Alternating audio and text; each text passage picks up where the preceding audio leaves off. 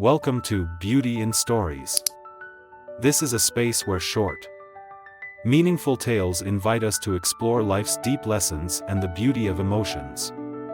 Each story becomes a journey to listen, reflect, and rediscover values that are often overlooked in the busyness of life.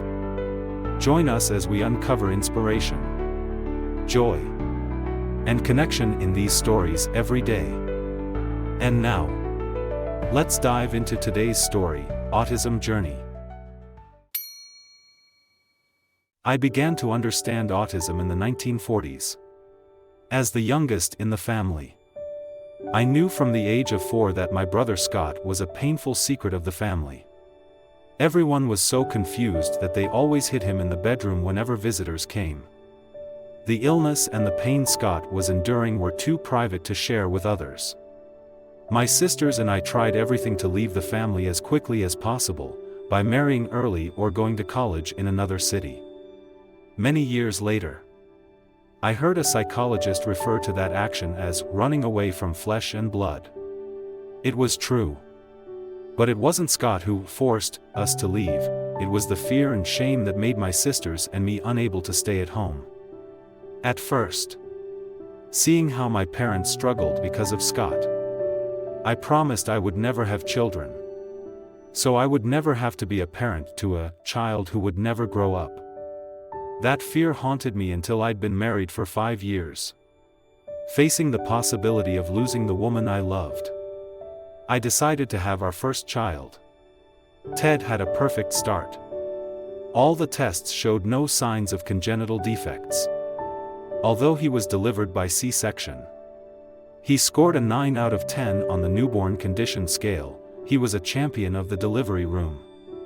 By his second birthday, every movement and word from Ted showed intelligence and sharpness. But then we started to notice something strange. His speech was odd, perhaps he didn't need to ask questions. Ted didn't play with kids his age, maybe he preferred adults. His developmental indicators on the chart started going down, maybe the chart was wrong. I kept finding excuses like that. When Ted turned 3, a series of diagnoses concluded: brain damage, nervous system impairment, and finally, autism. Despite our efforts to seek out doctors everywhere, the more we learned about this condition, the less hope we had. It seemed like the nightmare I once feared was coming true. However, if I looked on the bright side, my wife and I had strengths that my parents didn't: stable careers and a good education. Moreover, society was gradually recognizing the rights and needs of people with disabilities. Unlike when Scott had to stay at home, my son was guaranteed by law to receive appropriate education in the 1970s. Medical science had also progressed. Now, a child's disability was no longer blamed on the parents. Looking back, I realized that my family had made mistakes in how they treated Scott.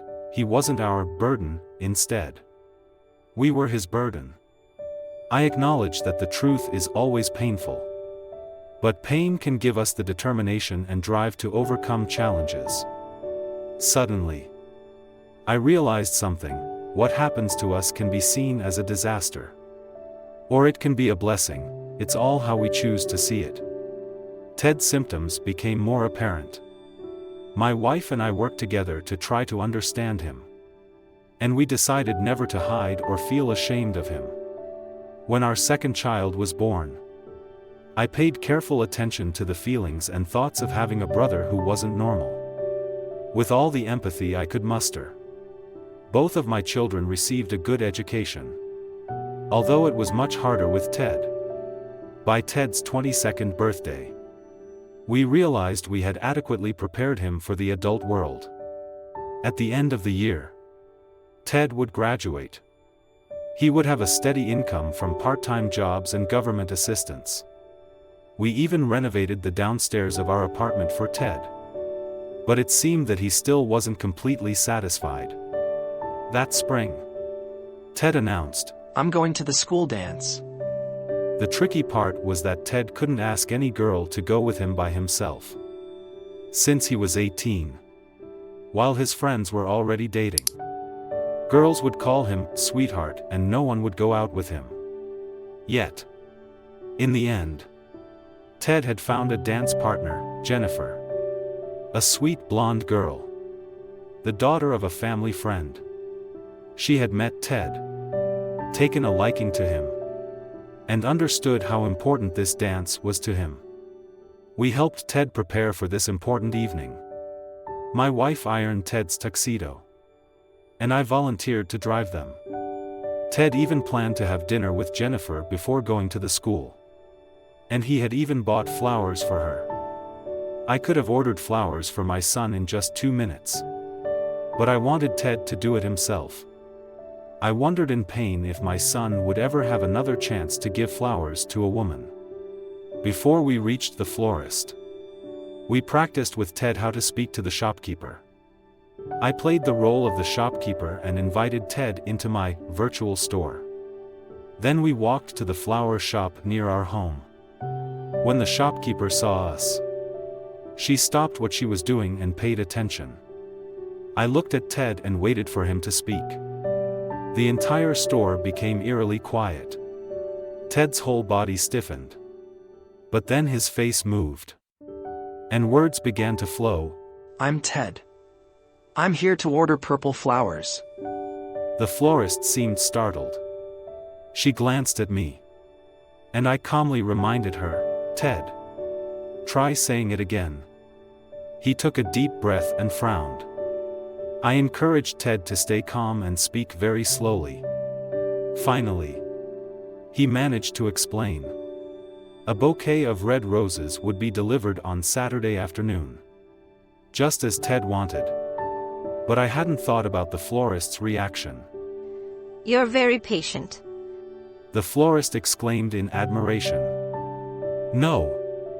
I wanted to shout that it wasn't patience, it was understanding the problem.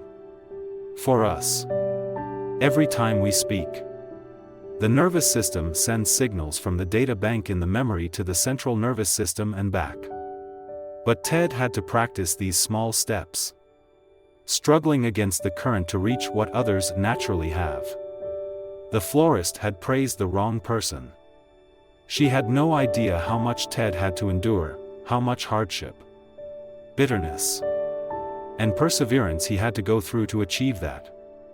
On Saturday night, after dropping Ted and Jennifer off at the school, I called my sister. The two of us talked about Scott's dark life and Ted's incredible progress. And we both cried. Later, I placed the photo of Ted and Jennifer at the dance in the most prominent spot in the house.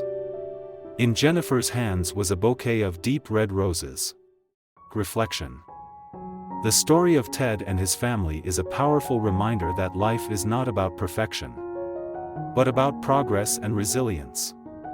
It shows how, despite the challenges and hardships that life may throw at us, perseverance, love, and understanding can lead to meaningful milestones. Ted's journey, filled with moments of struggle and small victories, teaches us that even when the road is tough, every step forward is a triumph.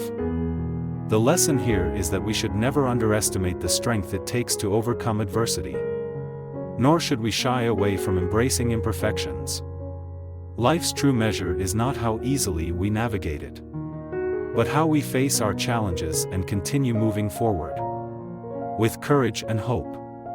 Ted's story also highlights the importance of compassion and support in the face of difficulty. And that sometimes, the greatest gift we can offer others is simply our belief in their potential. In the end, it's not the grand achievements that define us, but the quiet perseverance to keep trying, to keep moving, and to keep believing, even when the journey feels impossible. Thank you for joining Beauty in Stories for today's tale. I hope these moments have brought you meaningful insights and inspiration. If you enjoyed the content, don't forget to like, subscribe, and turn on notifications. so you won't miss any upcoming stories. See you in the next one. Goodbye!